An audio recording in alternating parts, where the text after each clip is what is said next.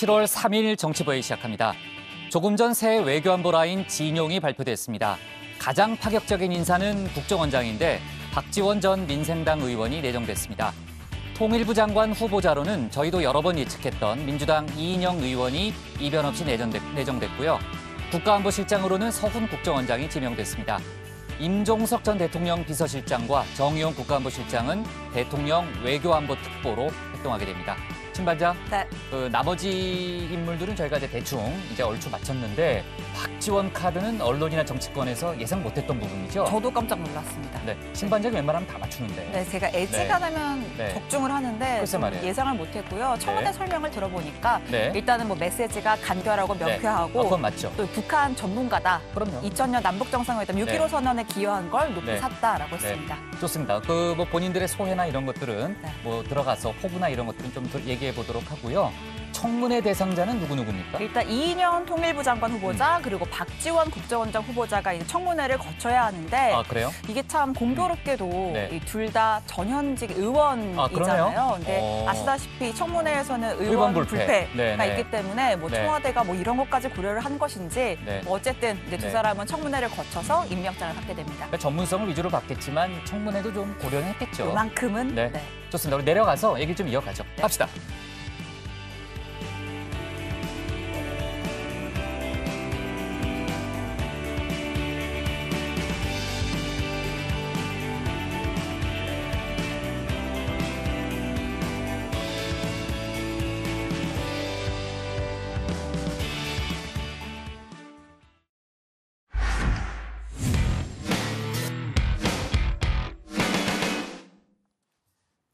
여당 발제 듣기 전에요. 조금 전에 이제 신 반장하고 조금 전 발표된 외교안보 라인 그 새 인사 발표에 대해서 제가 얘기를 해봤는데 조금만 더 얘기를 하고 가죠. 그 박지원 후보자 카드 아무래도 이제 깜짝 발탁이라서 더 이제 화제를 불러오고 있는데 고 반장.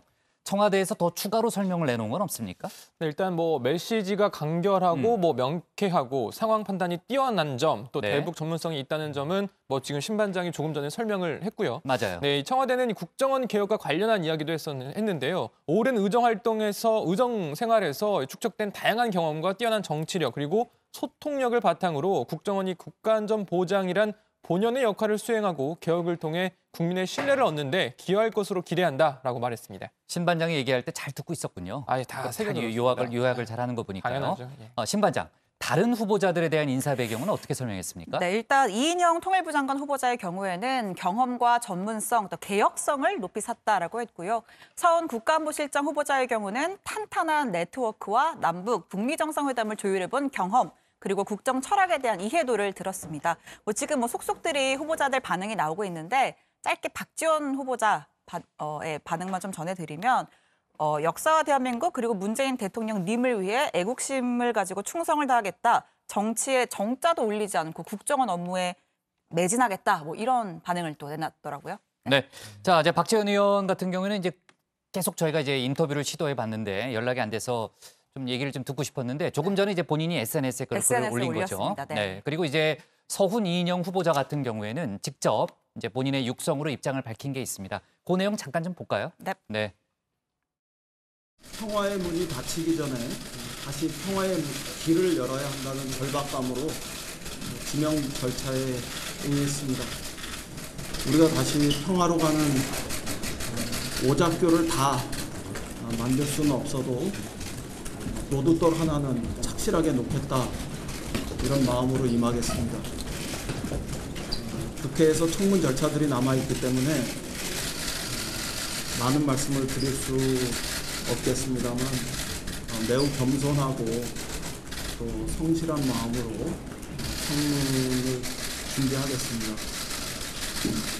한 말씀 꼭 드리고 싶은 것은 청문 절차의 과정에서 5천만 국민들 또 8천만 결의와 함께 다시 평화의 꿈을, 통일의 꿈을 만들고 싶습니다. 대내외적으로 엄중한 시기에 중책을 맡게 되어 무거운 책임감을 느낍니다. 한반도의 평화를 국민들께서 안심하실 수 있도록 제도적으로 정착시키는 것이 문재인 정부의 목표입니다. 우리 정부 들어 남북관계에 긍정적인 변화가 많이 있었습니다. 그러나 최근의 상황은 그렇지 못합니다. 현 상황에 대해 신중하게 대응하되 때로는 담대하게 움직일 수 있도록 준비할 것입니다. 우리의 대북 정책에 대해 국제사회의 지지를 지속적으로 확보하는 것이 매우 중요합니다. 특히 우리의 동맹 미국과는 더욱 긴밀히 소통하고 또 협력할 것입니다. 우리 주변국들과의 소통도 소홀히 하지 않겠습니다. 이인영 통일부 장관 후보자하고 서훈 청와대 국가안보실장 후보자의 얘기를 들어봤고요. 아까 이제 박지원 국정원장 후보자의 얘기는 신반장이 SNS에 올린 글을 소개했는데 박지원 국정원장 후보자가 앞으로 SNS하고 전화를 안 한대요.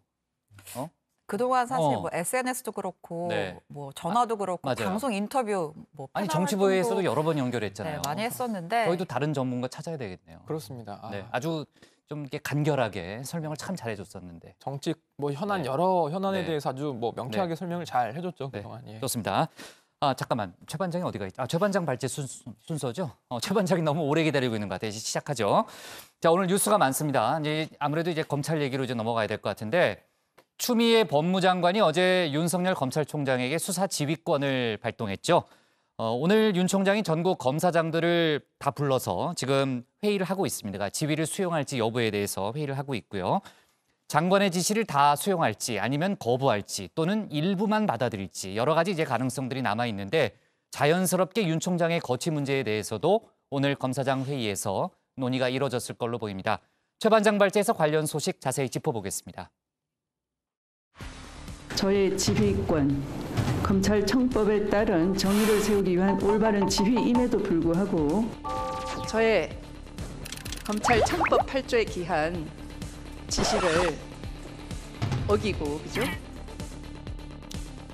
네, 추미애 법무부 장관은 이 검찰청법 8조에 따라 윤석열 검찰총장에게 지휘권을 행사했다라고 들으신 것처럼 수차례 밝혔습니다. 그리고 그 지휘를 윤 총장이 따르지 않았다라고 지적을 했죠.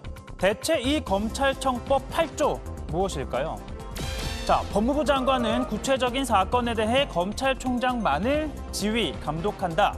그러니까 장관인 내가 검찰총장을 지시한 건 적법하다라는 건데요. 하지만 이 통합당은 정반대로 또 해석을 합니다. 저희들은 정무적인 판단을 넘어서서 이미 검찰청법 8조의 수사지휘권 남용, 불법 수사지휘권 행사, 이걸 여러 차례 위반했다고 보고 있는 겁니다. 그러니까 추미애 장관이 이 법을 남용했다는 겁니다. 자, 15년 전이죠. 헌정사상 처음으로 장관이 총장에게 지휘권을 행사했죠. 당시 천정배 장관은 김종빈 검찰총장에게 이 국가보안법 위반 혐의로 수사를 받던 강정구 교수를 불구속으로 수사하라라고 지시를 합니다. 자, 불구속 수사가 원칙이라는 헌법과 형사소송법을 강조한 것으로 당시 검찰은 장관의 지휘를 따라 강 교수를 불구속으로 기소를 했습니다. 자, 추미애 장관이 발동한 지휘권의 지시는 두 가지입니다.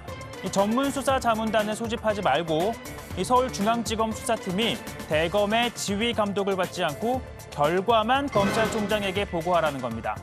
자, 일단 윤석열 총장은 오늘로 예정된 자문단은 소집하지 않았습니다. 다만 이 두 번째 지시에 대해서는 아직까지 공식 입장을 내놓지 않았는데요. 자, 그러니까 추미애 장관 입장에서는 저의 또 지시를 절반을 잘라 먹었죠. 네, 이렇게라면서 집무실 탁자를 탁 또 이렇게 내려칠 것 같기도 합니다. 자, 두 번째 지시에 대해서는 해석의 차이가 나오고 있기 때문인데요. 자, 검찰청법 12조 때문입니다. 자, 검찰총장은 검찰청 공무원, 그러니까 검사를 지휘 감독한다. 그러니까 총장의 지휘 감독권이 이렇게 법으로 보장이 되어 있는데 장관의 지시는 이 권한을 배제하는 것이기 때문에 부당하다라는 해석이 있는 겁니다. 따라서 현 상황은 장관이 총장을 지시할 수 있는 검찰청법 8조, 그리고 또 총장의 지휘 감독권을 보장하는 검찰청법 12조 간의 대결이기도 합니다. 자, 장관의 수사 지휘권은 검찰의 독립성 문제와도 관련이 있는 만큼 윤석열 총장, 자, 검찰 조직의 중추라고 할 수 있는 검사장들의 의견을 들어보기로 했는데요. 오늘 이 전국의 검사장들을 불러 모았습니다. 자, 장관이 총장의 수사 지휘를 배제하는 지시를 따르는 게 맞는지 아니면 이 위법한 지시니까 거부하는 게 맞는지 좀 중지를 모아보겠다는 뜻으로 보입니다. 자, 국가대표 정치 뉴스쇼 5시에 정치부 회의가 있다면 자, 오늘 서초동에서는요, 검사장 회의가 있습니다. 자, 먼저 오전 10시 전국 고검장 회의입니다.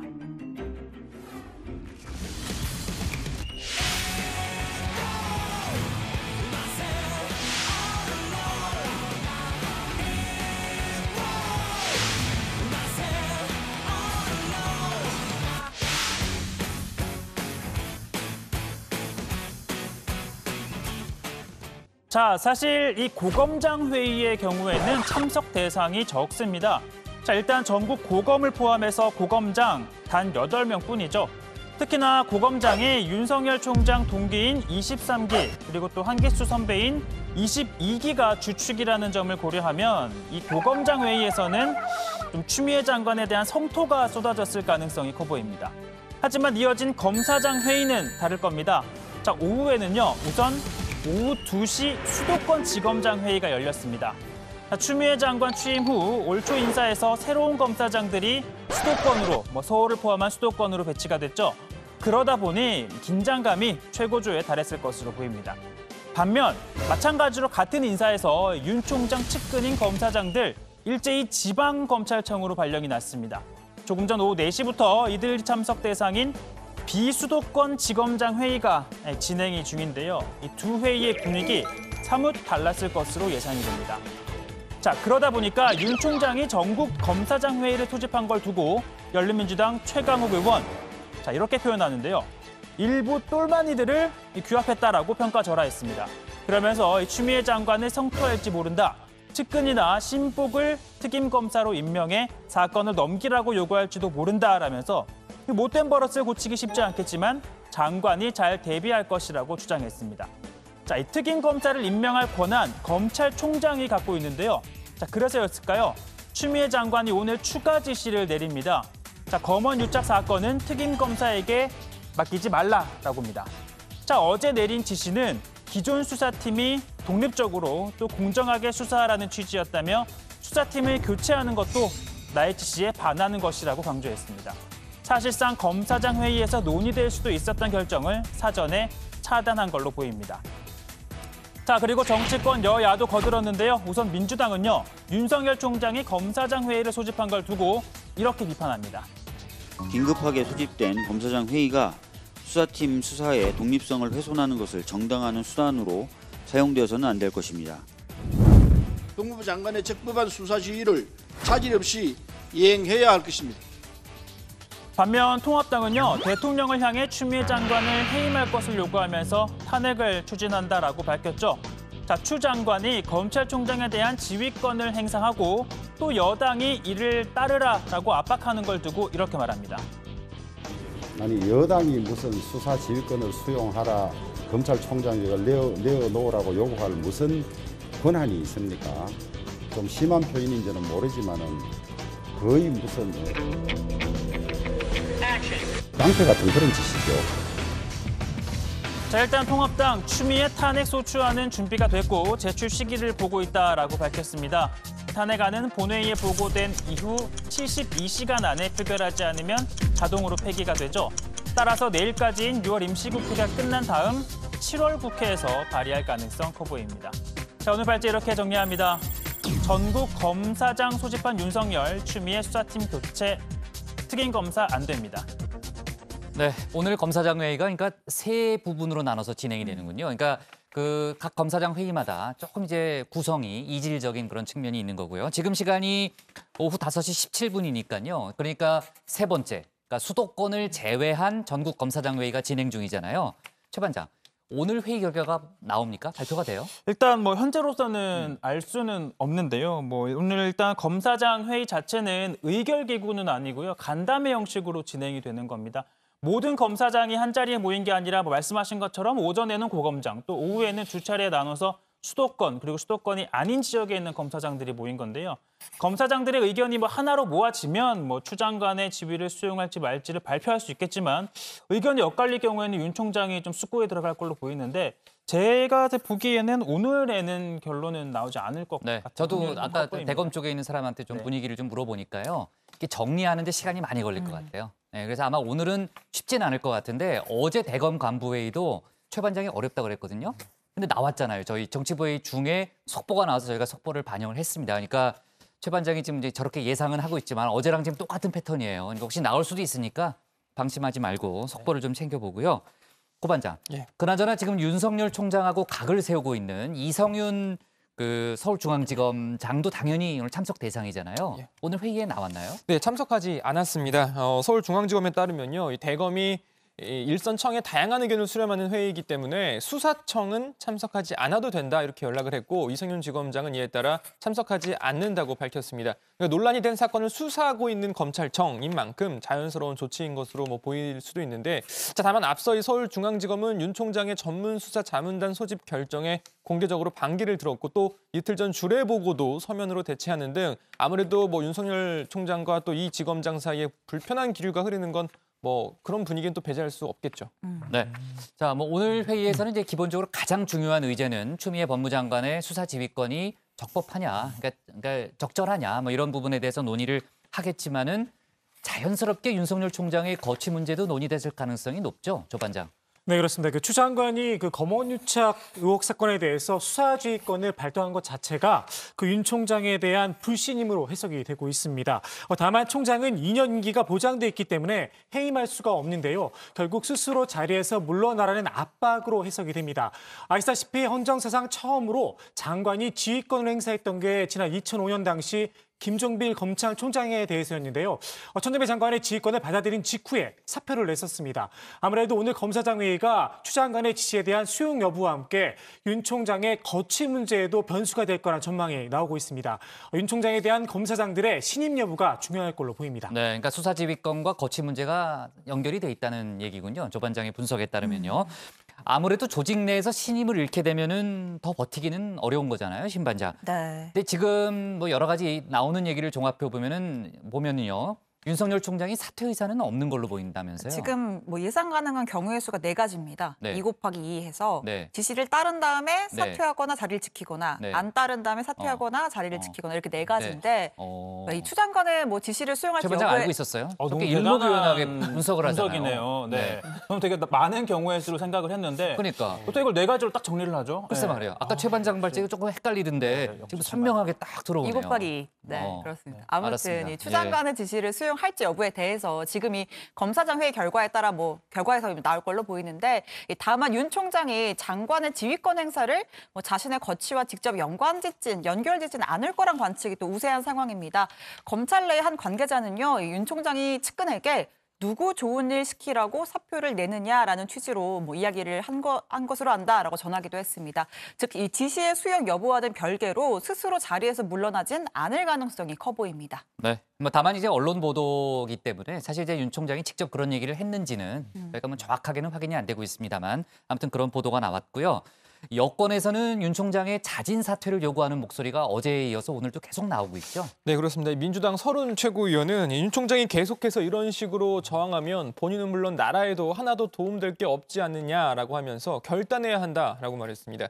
특히나 공수처법이 통과됐고 이제 출범을 앞두고 있는데 이런 상황이면 윤석열 총장도 정리해야 한다라고 했는데요. 여권 일각에서 공수처 수사 대상 1호가 윤 총장이라는 점을 이런 지금 이야기가 나오는 것을 염두에 둔 것으로 보입니다. 앞서 이 전날 이 윤 총장이 결단을 해야 한다라고 했었던 윤호중 의원의 경우에는 사퇴 결단이 아니라 간섭 없이 수사를 할 수 있도록 보장해 줄 수 있는 특임 검사를 임명하는 결단을 내리는 게 조직을 위해 좋은 일이다라고 강조했습니다. 네, 서른 최고위원이 지난번에 나 같으면 그만둔다 그런 얘기 했었죠. 오늘은 조금 더 강해졌네요. 그러니까 윤석열 총장이 저항을 하고 있다. 이런 식의 좀 언급이었고요. 지금 이제 특임 검사 얘기가 잠깐 나왔는데 추미애 장관이 오늘 추가 지시를 냈잖아요. 그러니까 특임 검사를 임명하는 거는 내 지시를 어기는 것이다. 그런 식으로 얘기를 한 거죠. 네, 방금 고 반장이 얘기했지만 윤호중 법사위원장은 특임 검사를 임명하는 게 내가 말한 결단이었다라고 했는데 정작 장관은 그건 아니다라고 했는데요. 아시다시피 특임검사는 이 상급자의 지휘나 감독을 받지 않고 이 검사의 범죄 혐의를 수사해서 수사 결과만 총장에게 보고하는 제도인데요. 이 검찰총장이 현직 검사 중에 임명을 하도록 되어 있습니다. 자, 추 장관은 이번 검언 유착 의혹 사건을 특임검사에게 맡기는 건 나의 수사 지휘에 어긋나는 것이다라고 밝혔고요. 그뿐만 아니라 수사팀을 교체하는 것도 현재로서는 명분과 그 필요성이 없고 장관 지시에 반하는 것이다라고 경고를 했습니다. 자, 그러면서 수사팀이 이 수사의 결대로 나오는 증거만을 쫓아서 이 법률과 양심에 따라 독립적으로 공정하게 수사하라는 게 나의 지시의 취지였다라고 했고요. 재차 이렇게 서울중앙지검 수사팀에 힘을 실어주고 있는 모양새입니다. 네, 어제 이제 통합당 같은 경우에는 대통령이 추미애 장관을 해임하라, 그렇지 않으면 탄핵을 추진하겠다 이런 입장을 밝혔는데 뭐 결과론적으로는 그럼 탄핵을 추진하겠다라는 의사를 밝혔다고 보여지는데 언제 한다는 얘기예요? 그 탄핵안이 국회법에 따라 본회의에 보고가 되면 24시간 이후 그리고 72시간 이내에 표결하도록 되어 있습니다. 그렇지 않으면 자동으로 폐기가 되는데요. 지난 1월에 발의됐던 추 장관에 대한 탄핵안도 자동으로 폐기가 됐었습니다. 이에 대해서 통합당은 이러한 점을 고려해서 발의 시기를 좀 정하겠다 이렇게 밝혔는데 오늘 본회의가 열리고 내일 요리 임시국회가 끝나니까 다음 주 7월 임시국회가 소집이 되면 본회의 일정 등을 고려해서 발의를 하겠다. 이런 입장인 것으로 보입니다. 참, 조반장. 예. 통합당은 뭐 당연한 거고요. 국민의당이 함께 한다면서요? 예, 그렇습니다. 통합당과 국민의당 그리고 그 홍준표 의원을 비롯한 그 통합당 출신 무소속 의원 4명도 추 장관 탄핵소추안에 공동으로 제출하기로 했습니다. 자, 이 탄핵소추안뿐만 아니라 결의안도 오늘 함께 제출을 했습니다. 결의안의 이름이 윤석열 검찰총장 탄압금지 및 추미애 법무부 장관의 공정한 직무수행을 촉구하는 결의안입니다. 자, 이들은 추 장관은 살아있는 권력에 대한 수사를 방해할 목적으로 인사 권한을 남용하고 윤 총장을 사퇴시킬 목적으로 지휘 권한을 남용해 검찰총장을 무력화시키고 있다라고 주장했습니다. 그러면서 추 장관이 법사위에서 북을 치고 민주당 초선 의원 간담회에서 장구를 치며 윤 총장 탄압에 열을 올리고 있다라고 비판하기도 했습니다. 지난달 말이었던가요? 안철수 국민의당 대표가 야권이 함께 목소리를 내자고 제안해서 성사된 거죠? 네, 그렇습니다. 지금 해임 결의안에요. 이 통합당 소속 의원 103명 전원이 참여를 했고 국민의당 소속 3명, 총 이렇게 106명의 의원의 이름이 올렸습니다. 그렇군요. 자, 그리고 어제 저희가 속보로 전했던 내용인데 박상기 전 법무장관이 인터뷰를 통해서 그러니까 윤석열 총장이 조국 전 장관을 수사하는 과정에서 장관에서 낙마시켜야 한다는 얘기를 했다. 이렇게 이제 박상기 전 법무장관이 얘기를 했잖아요. 어제 저희가 속보로 그 내용을 전했는데 대검이 곧바로 입장을 냈다면서요. 네, 그렇습니다. 일단 이 박 전 장관에 따르면요. 자신이 윤 총장을 만난 건 지난해 8월 이 검찰이 조국 전 장관에 대해 압수수색을 한 당일이었다고 합니다. 서초동 인근에서 1시간 넘게 만났다고 하는데 자, 이 자리에서 윤석열 총장이 사모펀드는 사기꾼들이나 하는 것이다. 어떻게 민정수석이 그런 걸 할 수 있느냐라는 이야기를 반복했다면서 조국 후보자는 법무부 장관으로 맞지 않다. 낙마라고 이야기했다라고 주장을 했습니다. 자, 하지만 대검은 그러니까 윤 총장 측은요. 이 박 전 장관의 주장을 사실과 다르다. 조 전 장관을 낙마시켜야 한다고 말한 사실이 없다라고 반박을 했는데요. 자, 이 박상기 전 장관이 조국 전 장관에 대한 선처를 요구해서 원론적인 답변을 한 것뿐이다라고 말했습니다. 네. 자, 박상기 전 장관과 윤석열 검찰총장 간에 어떻게 보면 또 진실 게임 양상이 벌어지네요. 그러니까 전현직 법무장관과 또 윤석열 검찰총장 간의 그런 갈등 구도가 또 만들어지고 있고요. 그 조국 전 장관 얘기가 나왔으니까 마침 또 오늘 재판이 있었습니다. 유재수 감찰무마 사건 재판에 이제 조국 전 장관이 이제 출석을 했는데 법정으로 향하기 전에 검찰에 대해서 아주 강한 또 비판을 쏟아냈죠. 네, 뭐 한 1분 30초가량 이제 검찰에 대한 얘기를 이제 계속 이제 얘기를 했었는데 조 전 장관은 이 검찰이 막강한 권한을 남용을 하고 있는데 이를 통제할 수 있는 유일한 기관이 법원이다. 법원이 좀 역할을 해달라라고 당부를 했거든요. 들어보시죠. 누구를 언제 무슨 혐의로 수사할 것인지, 누구를 어떤 제목으로 기소할 것인지를 재량으로 결정합니다. 표적 수사, 별건 수사, 별건 수사, 먼지털이 수사, 인디안 기우제식 수사 등등의 용어가 회자되고 있는 이유가 바로 이 때문입니다. 현재 상태에서 검찰의 권한 남용을 통제하고 시민의 인권을 보호할 수 있는 유일한 기관은 법원입니다. 저는 법정에 출석할 때마다 법원이 이러한 역할을 충실히 수행해 주시기를 간절히 소망하고 있습니다. 자, 그리고 법정에서 이 검찰이요. 방금 이제 조국 전 장관이 검찰이 표적 수사를 했다라고 이제 얘기를 하니까 검찰이 이렇게 얘기를 하는데요. 우리는 표적 수사를 한 바 없다라고 주장을 합니다. 자, 수사를 담당한 이정석 부장검사가 직접 나와서 설명을 했는데요. 이 감찰무마 의혹 수사에 착수를 하게 된 건 김태호 전 수사관의 이 폭로 과정에서 당시 자유한국당의 고발에 따른 것이었고, 이 수개월간 수사를 해본 결과 이인걸저 특검 반장, 박형철 전 반부패 비서관이 진술을 번복했다. 그럼으로써 의혹이 아니라 실체라는 걸 밝혀냈다라고 강조를 합니다. 그러면서 이 검찰이 수사 의지에 따라 실체를 좌우할 수 있는 능력이 있다고 생각하지 않는다라면서 좀 억울함을 토로한 것으로 이해해줬으면 좋겠다라고 재판부를 향해 좀 덧붙였습니다. 조 반장, 지금 이제 최 반장이 설명했지만요. 본격적인 재판에 앞서서 검찰이 저렇게 심경을 토로하는 거는 이례적 아니에요? 아무래도 지난 재판을 좀 의식한 걸로 보이는데요. 당시 재판부는 검찰이 공판 중인 전 증인을 검사실로 불렀던 일을 지적을 하면서 이 사건의 경우 검찰 개혁을 시도한 조 전 장관에 대한 검찰의 반격이라는 시각도 존재한다. 유의해달라. 이렇게 했었죠. 오늘 검찰 측 의견을 들은 재판부는 참외밭에서 신발을 고쳐 신지 말고 오얏나무 아래서 갓을 고쳐 쓰지 말라는 말이 있다면서 지난 공판에서 한 말인 재판부는 물론이고 소송 관계인도 조심스러운 마음으로 공정한 재판을 하도록 마음을 모았으면 하는 취지로 말한 것이다. 이렇게 정리를 했습니다. 참외밭에서 신발을 고쳐 매지 말고 또 오얏나무 아래서 갓을 고쳐 쓰지 말라. 지금 이제 조 반장이 얘기한 거 있잖아요. 예, 그 한자로 뭐라 그러는지 알죠? 알고 얘기하는 거죠? 요즘 참외가 참 맛있죠, 최 반장? 또 맛있더라고요. 무슨 소리예요, 이게 또. 과전불람리 이하부정관이죠, 맞죠? 네. 조 반장이 저도 다 알고 그걸 있었는데. 알고 있었어요? 설마 몰랐겠어요. 네. 그럼요. 네. 그럼 뭐 얘기한 저는 어떻게 되는 거예요, 지금? 예, 섣불리 얘기한 저는 아주 경솔한 사람이에요, 그러면? 네, 좋아요. 알았습니다.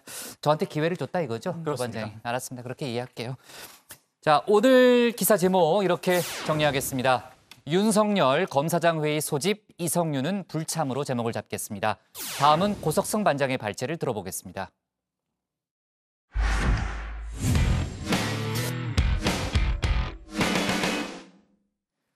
민주당이 오늘 밤 10시 열릴 본회의에서 3차 추경 예산안을 통과시킬 계획입니다. 닷새 간의 속전속결 심사를 거쳐 확정된 이번 예산안은 정부 안에서 소폭 삭감된 규모로 알려졌습니다.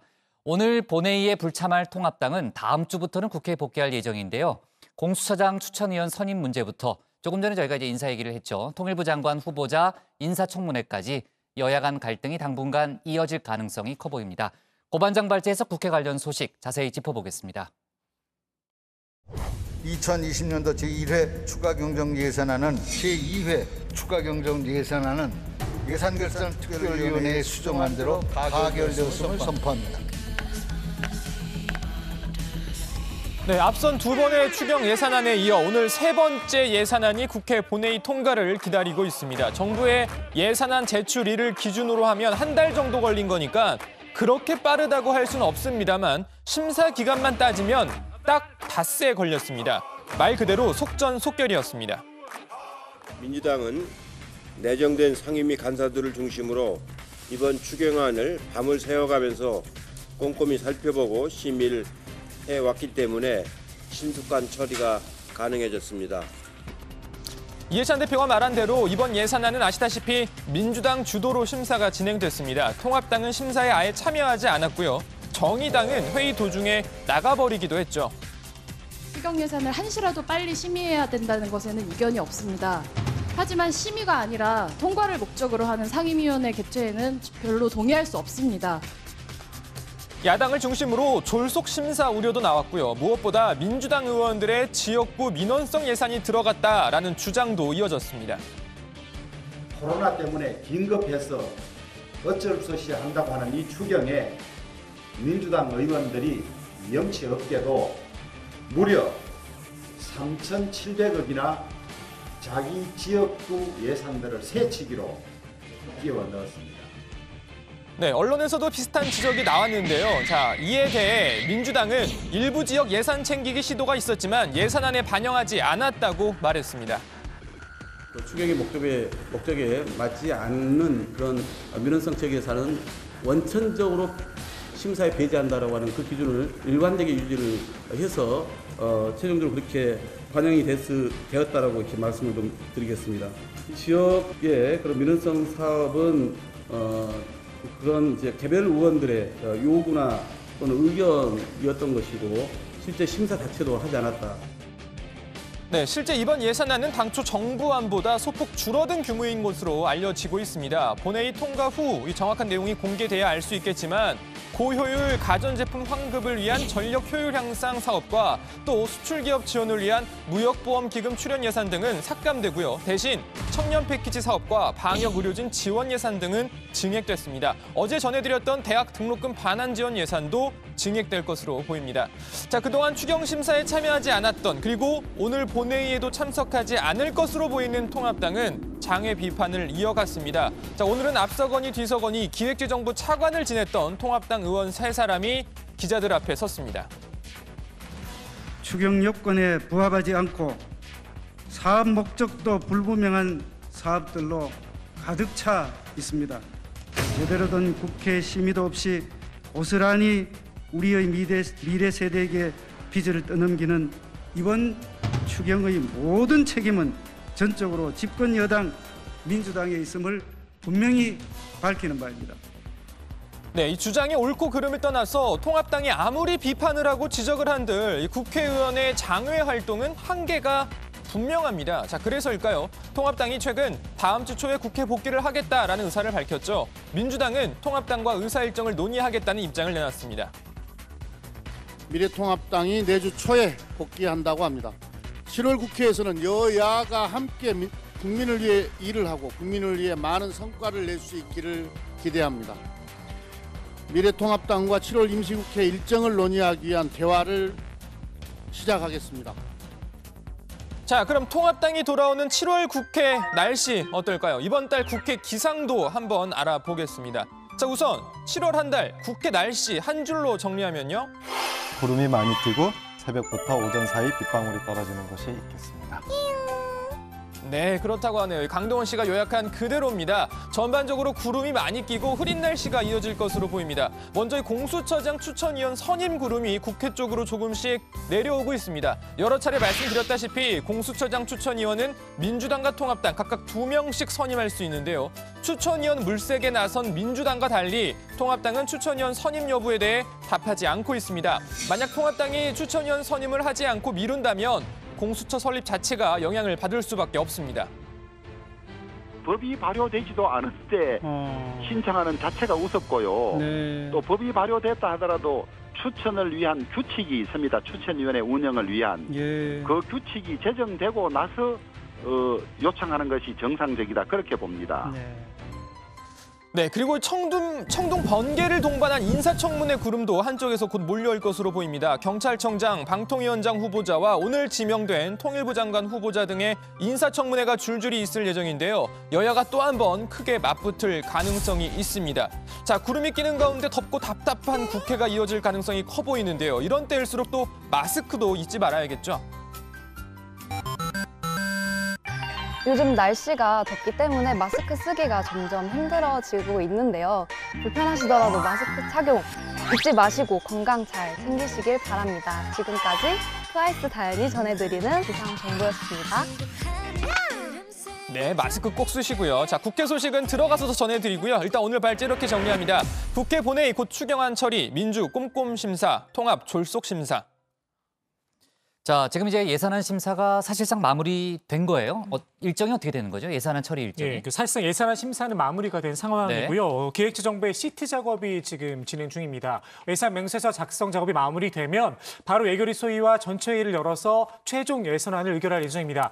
그리고 잠시 후인 밤 10시에 본회의를 열고 추경 예산안을 통과시킬 걸로 보입니다. 네, 원래는 이제 7시였는데 이제 10시로 조금 전에 연기가 됐죠. 왜 그렇게 됐냐면은 사실 오늘 국회에서 또 하나 코로나 관련된 뭐 일이 있었습니다. 제가 좀 보면서 얘기를 하면요. 지금 이제 기사가 떴으니까 그 민주당 오영환 의원이 그 확진자와 접촉한 사실이 이제 확인이 됐어요. 그래가지고 이제 또 오영환 의원을 접촉한 국회의원들도 있잖아요. 그러니까 이 다 찾아가지고 자가격리 들어가고 이런 과정을 거치면서 오늘 본회의가 이제 10시로 그 연기가 됐는데 그나저나 이 코로나도 좀 지금 상당히 걱정되는 상황인 게 그 민주당이 지금 오영환 의원하고 접촉한 의원들에게는 문자를 보내서 지금 의원회관에 대기해달라고 요청을 한 상태고요. 어디 봅시다. 좀 노안이 제가 좀 대신 해드릴까요? 아니 나도 네. 보여요. 나도 보여. 죄송합니다, 제가. 내가 할래. 끝까지 내가 할래. 기다려요. 네, 기다리겠습니다. 자, 지금 네. 기다려 주십시오, 여러분. 예. 이종석 전 통일부 장관 초청 강연 등에 참석을 했고요. 그 강연회에 이낙연, 우원식, 송영길, 이해식 의원 등이 참석을 했대요. 그래서 오늘 이제 이낙연 의원이 오후 일정을 보류하고 집에서 자가격리 들어가는 뭐 그런 일들도 있었습니다. 아무튼 뭐 저희가 뭐 이 얘기를 하려는 건 아니고 이러이러한 일 때문에 오늘 본회의가 7시에서 10시로 연기가 됐다는 그런 얘기입니다. 자, 추경 예산안 관련해서 조 반장. 네. 정확한 규모는 아직 안 나온 거예요? 예, 아직 정확한 규모는 공개가 되지 않았는데요. 다만 그 전해지는 소식에 따르면 정부가 냈던 초안보다는 1,000억 원에서 2,000억 원 가량 삭감이 된 규모인 것으로 알려졌습니다. 정부가 제출한 초안이 35조 3,000억 원 규모였으니까 대략 35조 1,000억 원 내외가로 확정이 될 걸로 보입니다. 네. 그러면은 삭감되고 증액된 부분에 대한 조금 좀 알려진 상세한 부분이 있어요? 네, 일단 민주당이 밝힌 바에 따르면 먼저 수출기업 지원을 위한 무역보험기금 출연 사업은 본 예산 집행률이 뭐 이미 50%가 채 안 되고 있다라는 이유로 감액된 것으로 전해졌고요. 고효율 가전제품 환급을 위한 전력효율 향상 사업은 그 효과가 대기업에 집중될 수 있다라는 이유 등으로 조금 감액된 것으로 또 알려졌습니다. 또 희망근로 사업 예산도 삭감됐다고 합니다. 자, 그리고 어제도 전해드린 대학 등록금 반환 관련 지원 예산을 비롯해서 청년 패키지 사업, 또 인플루엔자 무상 접종 확대 사업, 방역 의료진 지원 사업 등은 증액된 것으로 전해졌습니다. 그리고 통합당 쪽에서는 민주당 의원들의 지역구 예산 민원 예산이 들어갔다. 이렇게 또 의혹을 제기했잖아요. 그 부분들은 어떻게 된 거예요, 최 반장? 네, 뭐 지방 도로 예산과 같이 뭐 어쨌든 뭐 지역에 해당되는 지역구 민원 예산이 좀 포함이 됐다라는 이야기가 있었는데요. 관련해서 민주당이 적극적으로 또 반박 입장을 내놨습니다. 이 정성호 예결위원장은 자, 이번 추경 심사 과정에서 많은 의원들과 자치단체장들의 부탁이 있었지만 단 한 건도 반영을 못 해줘서 죄송할 따름이다라고 했는데요. 민주당 예결소위 위원들은 국민의 세금이 낭비되지 않도록 나름 최선을 다했다라고 말했습니다. 정성호 위원장은 야당이 추경 심사에 참여했다면 어쩔 수 없이 지역구 예산을 넣어야 했겠지만 여당 단독으로 했기 때문에 지역구 예산은 뭐 듣는 것으로 끝냈다라고 말하기도 했습니다. 네, 예결위 민주당 간사인 박홍근 의원도 설명을 했는데요. 네. 자, 박 의원 상임위 단계에서 증액된 건 한 건 정도가 있었고 예결위 종합정책 질의 과정에서 여러 개가 서면, 그러니까 뭐 흔히 뭐 쪽지라고 하죠. 뭐 이렇게 들어온 걸 확인했다. 모두 철저히 심사해서 배제했다라고 밝혔습니다. 잠깐 들어보시죠. 지역 민원 사업 관련해서는 이것은 제가 어제 아침 오전 회의에서도 말씀드린 것처럼 이건 철저히 심사에서 배제를 했습니다. 마치 지역 민원 예산이 뭐 끼어들었다라든가 또는 증액되었다 이런 표현들은 맞지가 않습니다. 신 반장, 통합당 같은 경우는 이번 예산 심사에 참여는 안 했는데 지금 어쨌든 민주당의 예산 심사 과정이 엉터리라는 주장은 계속하고 있다면서요? 네, 연일 장외에서 이번 추경안 심사를 비판하고 있는데요. 자, 네. 오늘은 기재부 차관 출신인 류성걸, 또 추경호, 송원석 의원 세 사람이 입장문을 냈습니다. 이 총체적인 부실 추경으로 이해할 수도 용납할 수도 없다라고 비판했고요. 자, 그리고 급히 개최한 16개 상임위에서 고작 몇 시간 만에 35조 3천억 원이라는 막대한 예산을 날림으로 통과시켰다. 추경을 빨리 처리하라는 대통령의 말씀 한마디에 집권 여당 스스로 국회를 통과부로 전락시키고 말았다라고 주장했습니다. 그러면서 이번 추경의 모든 책임은 전적으로 집권 여당 민주당에게 있다라고 덧붙였습니다. 자, 조 반장, 오늘 밤 10시로 예정된 본회의에 그럼 통합당은 안 들어오는 거예요? 네, 통합당은 본회의는 불참하고요. 대신에 네. 긴급 의원총회를 열기로 했습니다.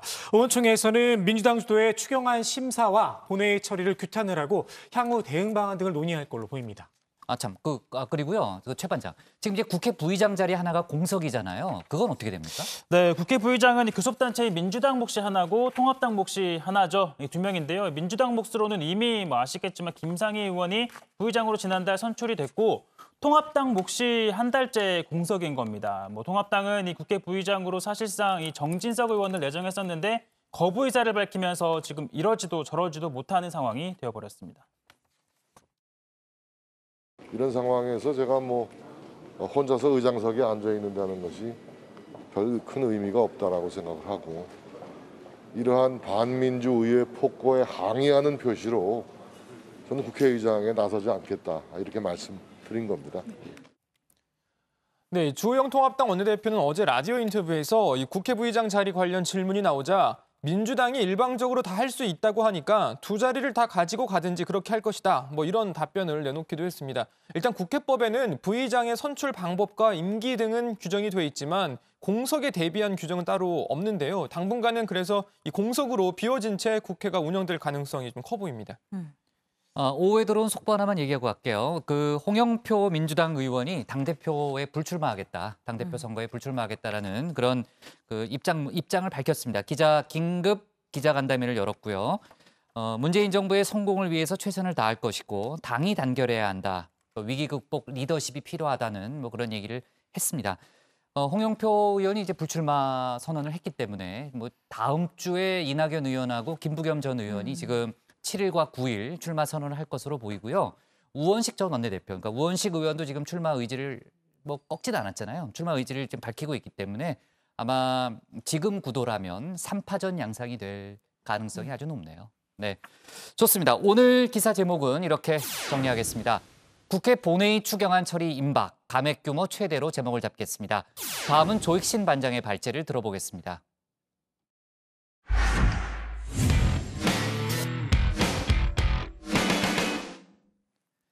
최근 미래통합당 주호영 원내대표가 정부와 여당을 비판하면서 세월호 참사를 소환했죠. 민주당의 단독 원구성과 3차 추경안 심사를 비판한 건데 이걸 폭주기관차의 개문발차, 세월호가 생각난다는 표현을 쓴 겁니다. 정치권에서 부적절한 발언이었다는 비판이 계속 나오는 가운데 세월호 유가족들도 주 원내대표의 사과를 요구하고 나섰습니다. 관련 내용을 조익신 반장이 정리해봤습니다.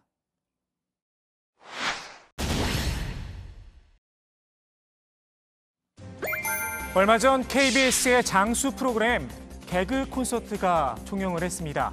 추억의 캐릭터들이 모두 나와 마지막 방송을 빛냈는데요. 그 가운데 하나가 왕비호였습니다. 끝까지 특유의 직설적인 멘트를 날렸는데요. 개콘, 요즘 뭐만 하면 재미없다고 한다. 그거다, 얘들이 그런 거다. 후배들에게 직격탄을 날렸습니다. 역시 왕비호입니다. 정치권에도 왕비호가 있습니다. 비호감도 69%를 자랑하는 미래통합당입니다. 우리나라 국민 10명 가운데 7명은 통합당이 그냥 싫다는 겁니다. 그래서일까요? 여당과의 싸움에서 정치적 과실을 제대로 따가지 못하고 있습니다. 최근 더불어민주당이 국회 상임위를 단독으로 구성했습니다. 잘못한 일이다라는 평가가 50.7%, 절반을 차지합니다. 그런데 여당이 너무했다, 동정 여론도 생길 만한데 반사 이익을 전혀 누리지 못하고 있습니다. 연애 대상자에게 미워, 이것 때문에 좀 너무 미운 것 같아라고 하면 이제 해법을 찾을 수 있는데 싫어한다 하면은 그 해결 방법을 찾기가 참 힘든 것이거든요. 지난번 있었던 뭐 탄핵이라든가 그 이후의 과정에서 단절과 어떤 변화, 쇄신 이런 것들을 아직 충분하게 총선에서 패배했음에도 불구하고 충분하게 대중들에게 어필하지를 못했던 측면이 있다고 할 수 있을 것 같아요. 통합당은 지난 총선에서 참패한 이유 가운데 하나로 비호감을 꼽았습니다. 특히 이딴 막말이 뼈아팠습니다. 어떤 순간에 이번에 틀렸구나, 안 되겠구나, 어떤 순간에 그런 느낌이 좀 확. 어느 순간이 아니라 들어가서 막말 나타나기 시작하고 그다음에 지난 총선 때 등장했던 막말들 한편 살펴볼까요? 혹시 사건이라고 아세요? 사건. 세월호 자원봉사자와 세월호 유가족이 텐트 안에서 말로 표현할 수 없는 문란한 행위를 했다는 거예요. 장애인들이 다양합니다. 1급, 2급, 3급, 4급, 5급 다양하고요. 그런 나이가 들면 다 장애인이 됩니다. 호기심 등에 의해서 이 방에 들어왔는데 막상 보니까 적절치 않다 싶어서 활동을 그만둔 사람, 이런 사람들에 대해서는 판단이 좀 다를 수 있다고 생각합니다. 지금 봐도 참 주옥 같은 멘트들입니다. 통합당도 그거다, 얘들이 그런 거다. 과거와의 단절을 위해 나름 노력 중이긴 합니다. 유력한 대선 주자도 비호감이라는 이유로 거리를 두면서까지 말입니다. 홍준표 의원의 경우는 본인이 하고 싶은 말들에 대해서 과감하고 추진력 있어 보일지 모르지만 국민들이 갖고 있는 비호감도가 굉장히 또 있거든요. 그런데 재벌은 개 못 준다고 해야 할까요? 또 막말 논란이 일었습니다. 이번엔 당 쇄신을 외쳤던 주호영 원내대표가 주인공입니다. 주 원내대표의 페이스북 글입니다. 폭주 기관차의 개문 발차, 세월호가 생각난다면서 민주당의 단독 원구성과 3차 추경안 심사를 비판한 겁니다. 여당을 비판하는 건 좋습니다. 야당의 수장이니까요. 그런데 꼭 세월호를 예로 들어야 했을까요? 과거 이런 발언을 했던 분인데 말입니다.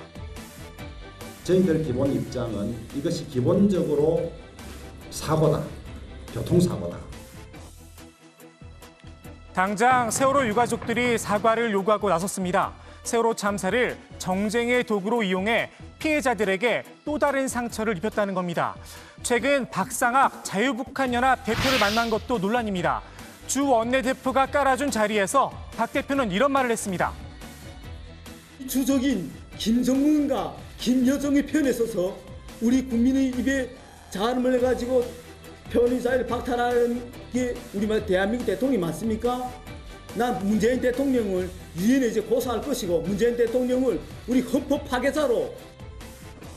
이전 정부에서도 대북 전단 살포 막아왔습니다. 이명박 정부 때 3번, 박근혜 정부 들어선 8차례에 걸쳐 경찰이 전단 살포를 제지했습니다.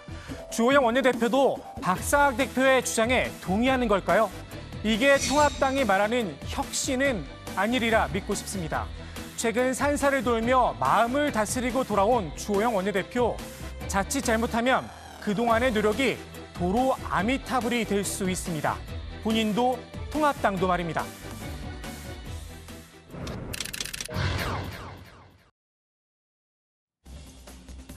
지금은 아재의 길을 걷고 있지만 한때는 바람돌이로 오해를 받았던 적이 있습니다. 제 외모 때문은 물론 아닙니다. 타고난 혈통 덕분이라고 할까요? 혈액형이 엄청난 후광 효과를 발휘하던 2000년대 초중반 이야기입니다. 당시 이른바 혈액형 신드롬이 불었습니다. 혈액형별 독특한 컬러 사랑법, 혈액형 따라 투자 수익률도 다르다. 각종 기사까지 쏟아져 나왔습니다. 이 가운데 유독 주목을 받은 혈액형 B형, 그중에서도 B형 남자였습니다. 운명을 믿으세요? 혹시 돌을 믿으세요니?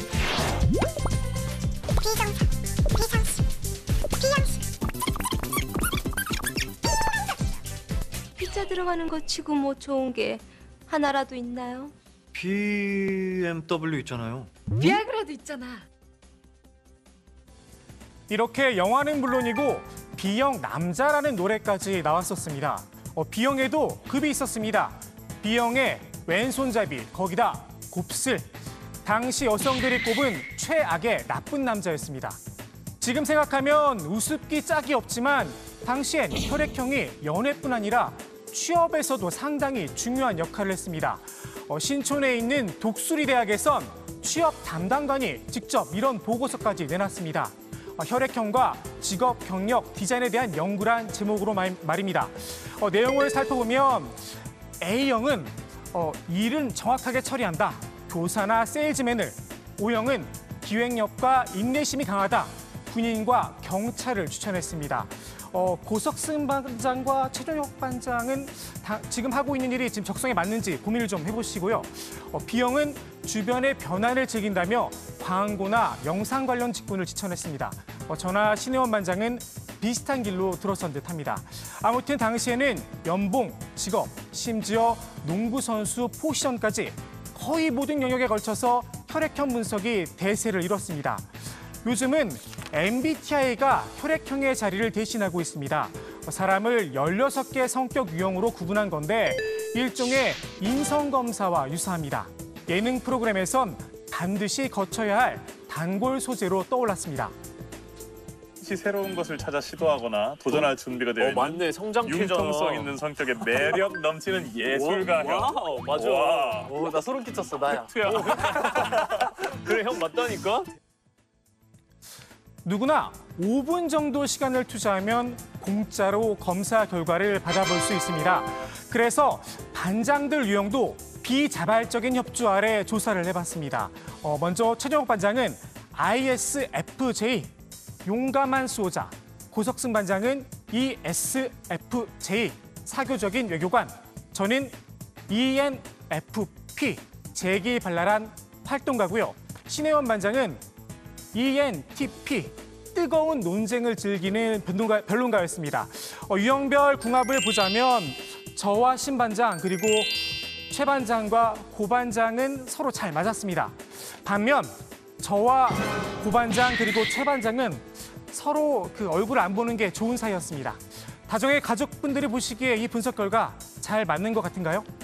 이걸 그냥 재미로 보면 좋은데 또 진지하게 받아들인 곳이 있습니다. 최근에 뜬 한 업체의 채용 안내문입니다.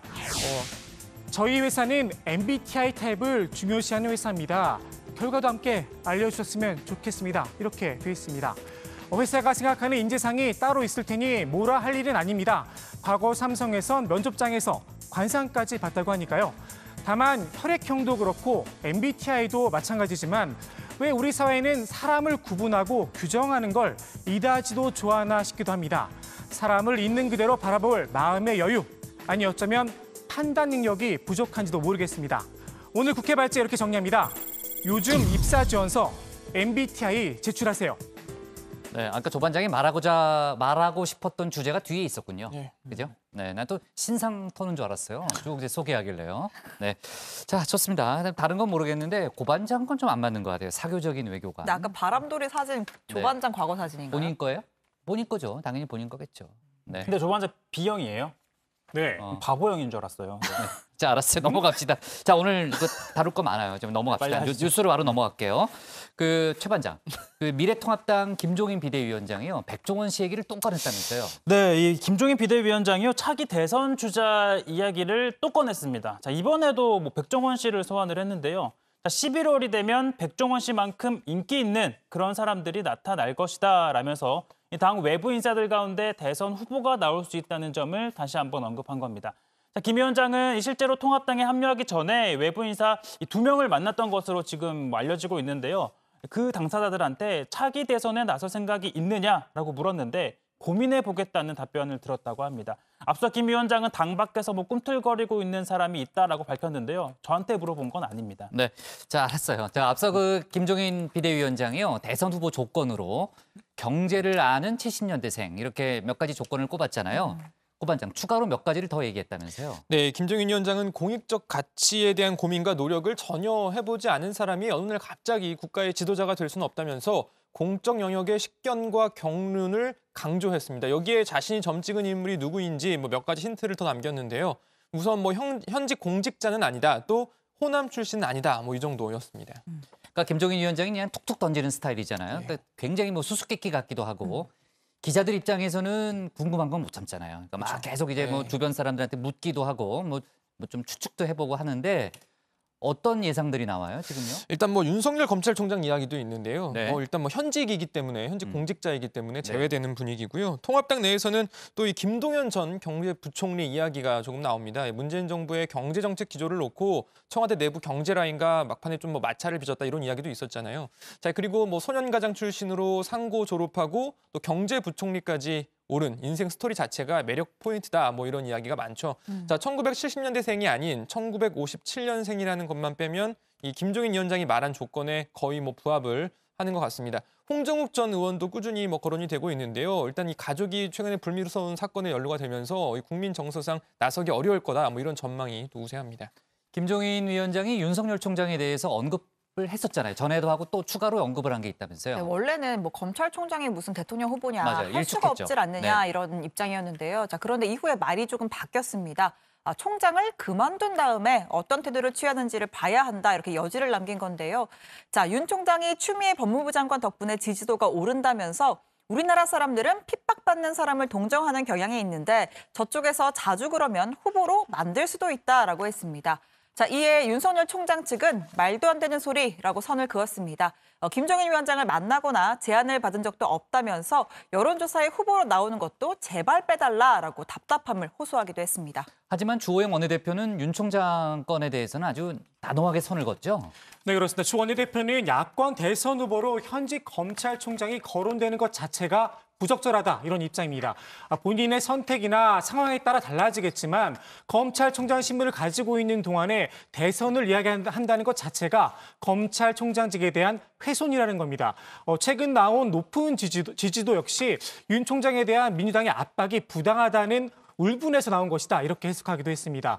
그리고 일부에서 제기된 김종인 대망론에 대해서도 선을 그었는데요. 본인이 절대 그럴 일은 없을 거라고 이야기했다는 겁니다. 또 김종인 위원장의 발언에 따라 일부 인사들이 대선 후보로 거론되는 점도 경계를 했습니다. 대선 후보 선출 규정에 있기 때문에 너무 특정인을 두고 대선 후보와 관련자 언급하는 것 자체가 바람직하지 않다는 겁니다. 네, 좋습니다. 통합당 대선 후보를 놓고 비대위원장하고 또 원내대표의 생각이 약간 달라 보이네요. 네, 좋습니다. 오늘 국회 발제 이렇게 정리하겠습니다. 요즘 취업 지원서 MBTI 제출하세요로 제목을 잡겠습니다. 다음은 신혜원 반장의 발제를 들어봅니다.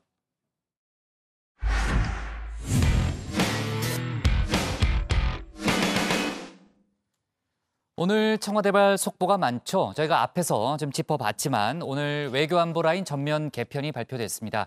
박지원 전 의원이 국정원장 후보자에 지명됐다는 얘기도 앞에서 저희가 했고요.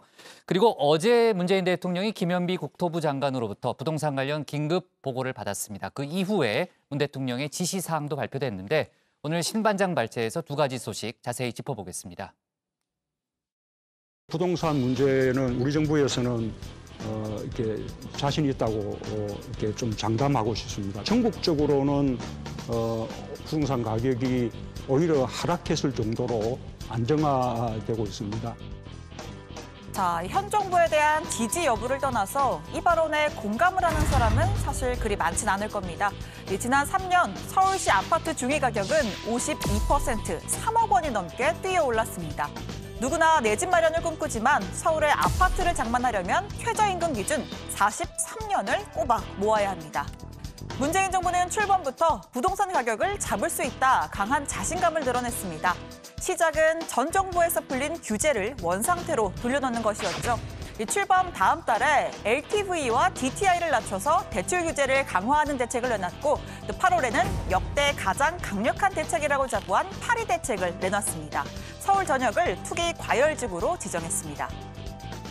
만약에 부동산 가격이 그럼에도 불구하고 또 시간이 지난 뒤에 또 다시 오르는 기미가 보인다면 또 정부는 더 강력한 대책도 주머니 속에 많이 넣어두고 있다라는 말씀도 드립니다.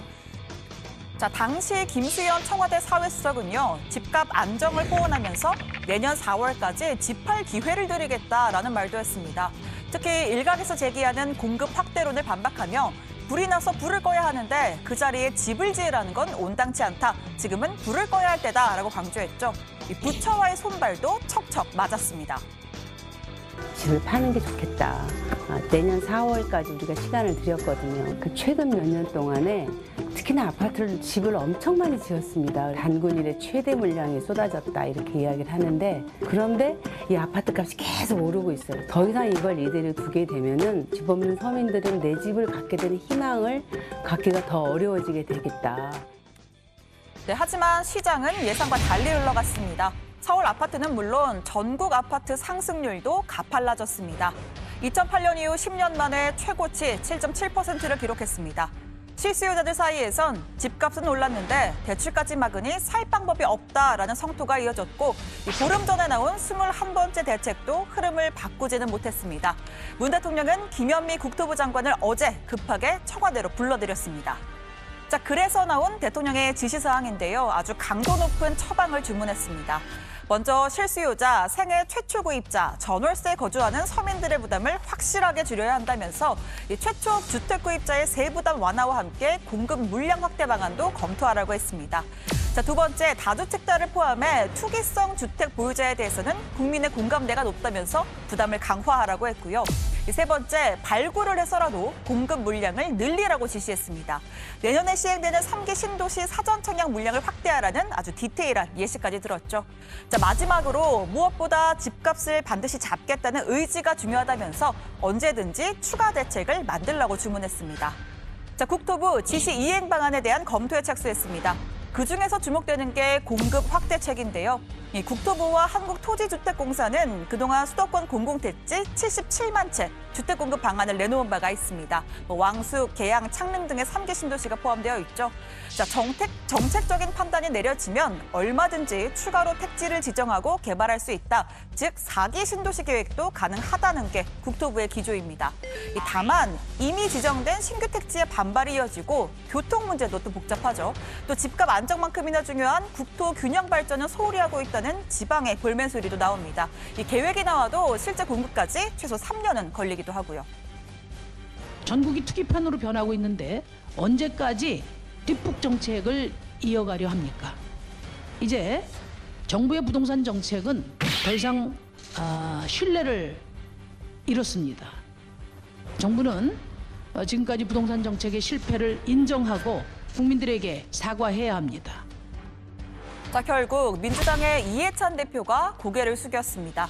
국민 여러분께 대단히 송구하다며 집권 여당이자 14개 광역단체장이 소속된 민주당이 대책 마련에 앞장서겠다고 말했습니다. 최근에 부동산 시장이 매우 불안정해서 국민 여러분께 대단히 송구한 말씀을 드리겠습니다. 현재 국내 가계 유동성이 1,500조가 넘어가는 상황이기 때문에 주식과 부동산 같은 자산의 투자가 집중되기 마련이라서 응급 처방식, 지역 규제, 금융 규제만으로는 한계가 있는 것이 분명합니다. 근본적이고 체계적인 대책을 당에서 신속하게 마련하도록 하겠습니다.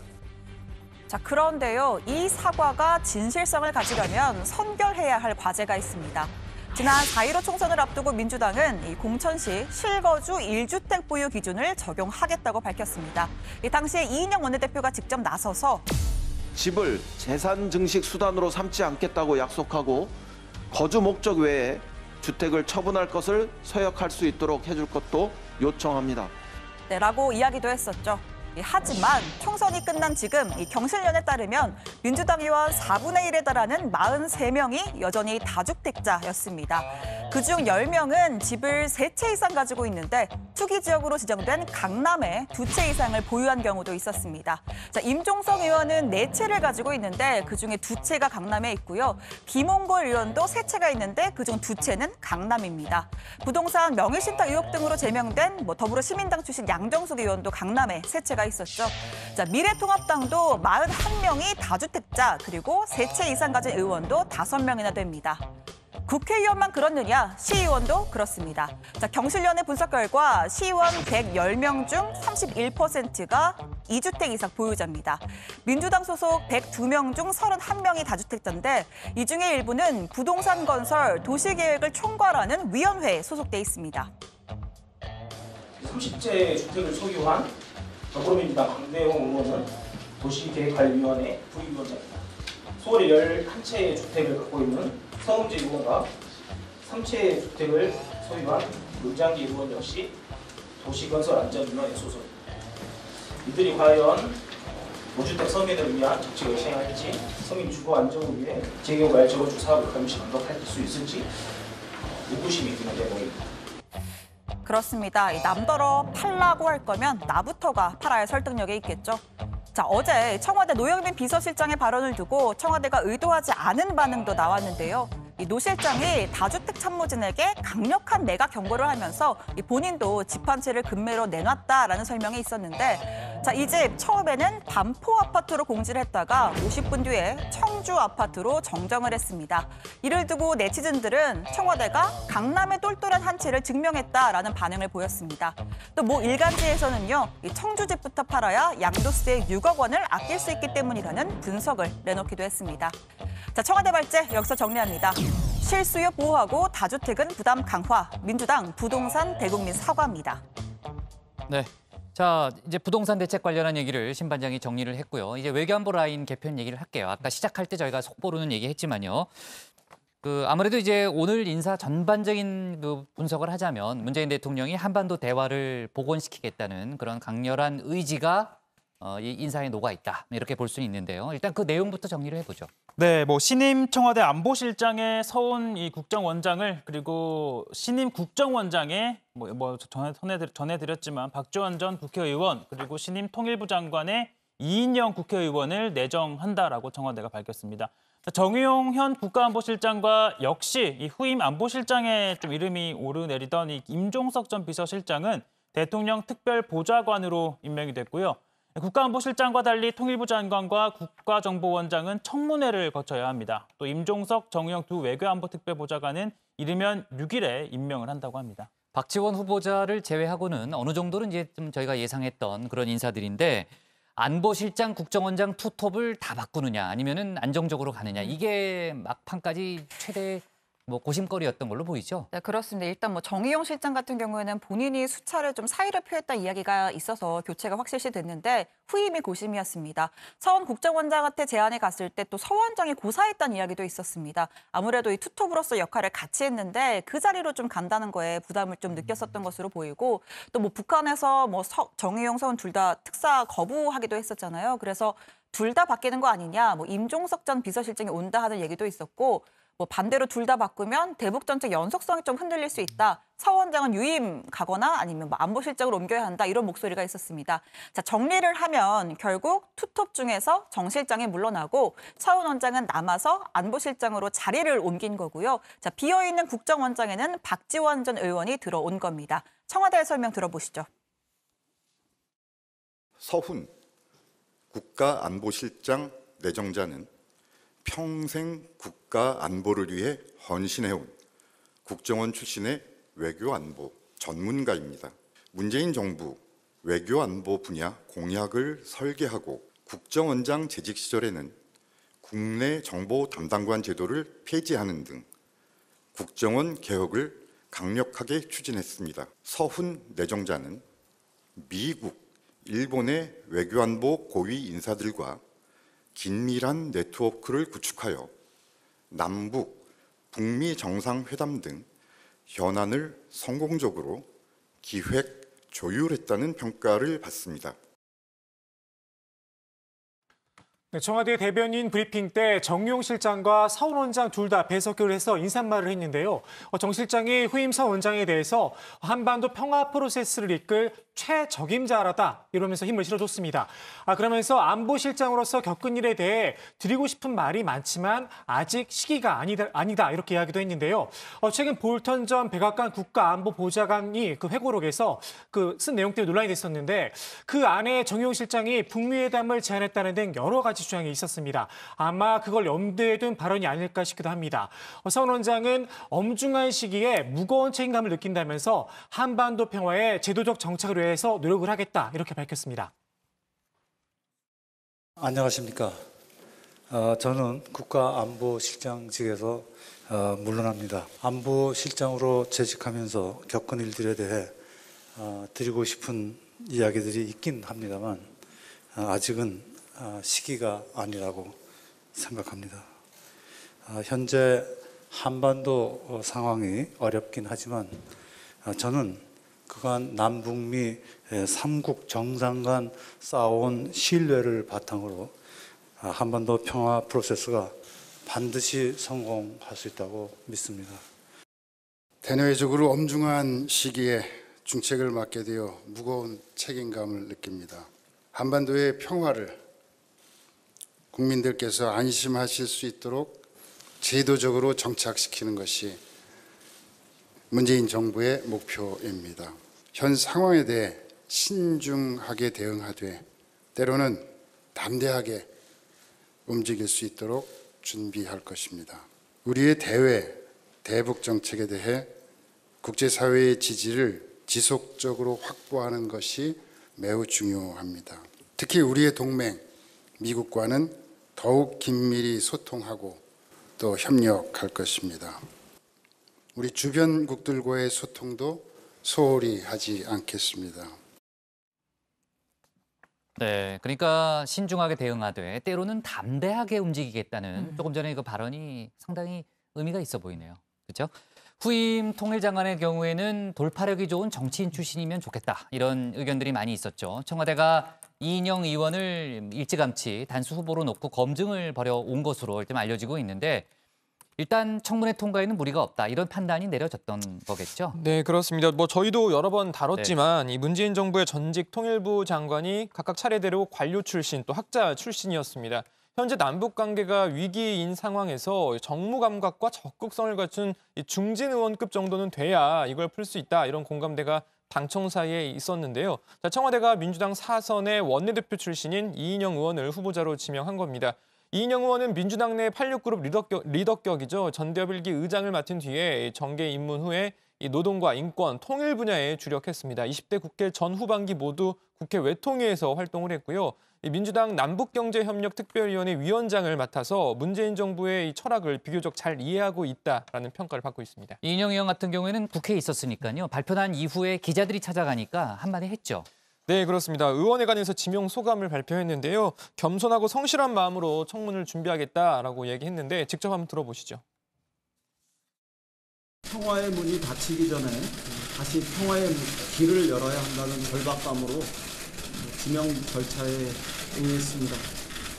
우리가 다시 평화로 가는 오작교를 다 만들 수는 없어도 노두돌 하나는 착실하게 놓겠다, 이런 마음으로 임하겠습니다.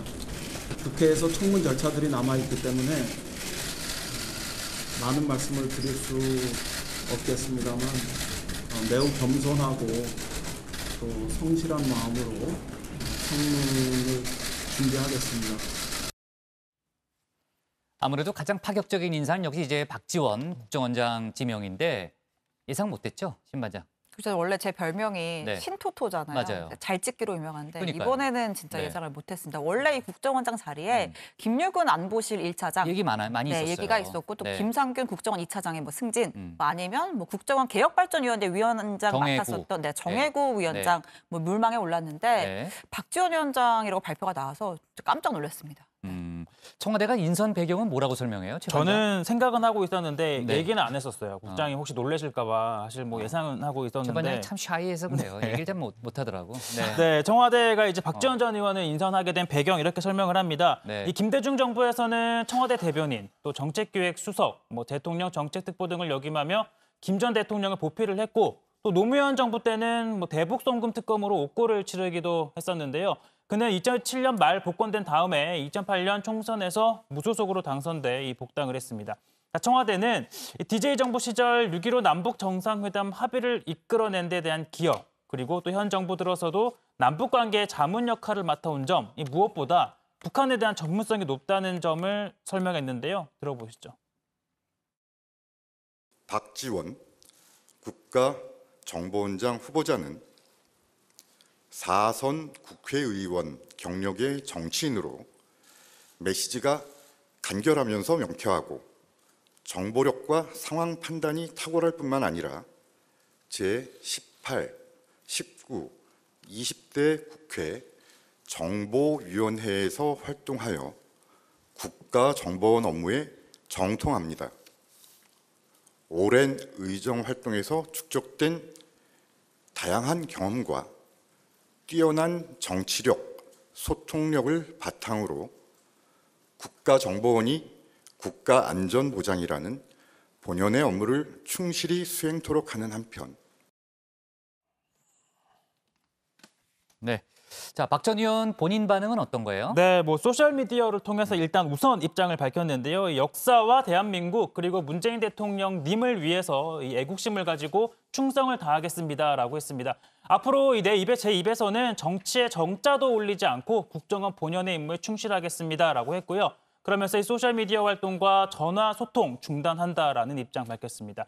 후보자로 임명해 주신 문재인 대통령님께 감사드리며 이 김대중 노무현 대통령님과 이효 여사님이 하염없이 떠오른다라고 했는데, 사실 근데 박 전 의원은 좀 지금 난관인 게 정보회가 꾸려져야 국정원장 청문회를 하는데 이 정보회를 꾸리려면 국회 부의장이 필요하잖아요. 협의를 거쳐야 되는데 지금 통합당이 국회 부의장 후보를 내지 않고 있기 때문에 과연 인사청문회가 뭐 7월 임시국회 내 치러질 수 있을지는 좀 미지수입니다. 네, 뭐 정치권에서 여러 가지 반응이 나오고 있는데 통합당에서는 회전문 인사다 이렇게 좀 박한 반응을 내놓고, 그리고 지금 이번에 이제 외교안보 라인을 바꿨는데 미국에서 대선 전에, 그러니까 11월 대선 전에 한 10월쯤에 뭔가 서프라이즈가 있을 수 있다 이런 전망들이 많이 나오고 있어요. 그러니까 볼턴 전 보좌관도 트럼프 대통령이 북미 정상회담을 워싱턴에서 할 수 있다. 뭐 이렇게 예상도 하고요. 볼턴 말고도 많은 사람들이 또 그렇게 얘기하고 있습니다. 이번에 그 새로 이제 진용이 갖춰졌는데 뭔가 좀 일을 또 냈으면 좋겠네요. 네, 좋습니다.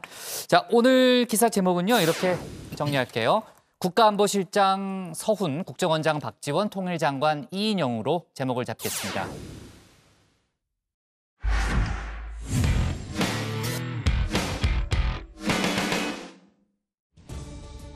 네, 오늘 저희가 고른 한 컷은 누가 그녀의 웃음을 앗아갔나입니다. 2013년 전국 해양 스포츠 제전에 참가해서 금메달을 목에 걸고 환하게 웃고 있는 고 최숙현 선수의 모습입니다. 그녀가 세상을 떠난 뒤에 모든 게 긴박하게 돌아가고 있죠. 단짝과 동료들의 증언이 쏟아지고 있고 해당 감독은 직무정지를, 또 팀 닥터는 의료인 면허 논란을 받고 있습니다.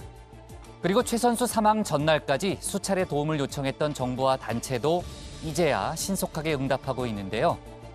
더도 말고 일주일만 빨리 이런 조치가 이뤄졌다면 극단적 선택만큼은 막을 수 있지 않았을까요? 다시 한번 묻게 됩니다. 누가 그녀의 웃음을 앗아갔을까요? 우리 사회 모두 자유로울 수 없는 질문입니다. 오늘 정치부에는 여기까지입니다. 저희는 다음 주 월요일에 다시 찾아뵙겠습니다. 네, 일주일 동안 고생 많았습니다. 많았습니다. 이번 주에 뉴스가 많아가지고 근데 다음 주도 상당히 복잡하겠네요.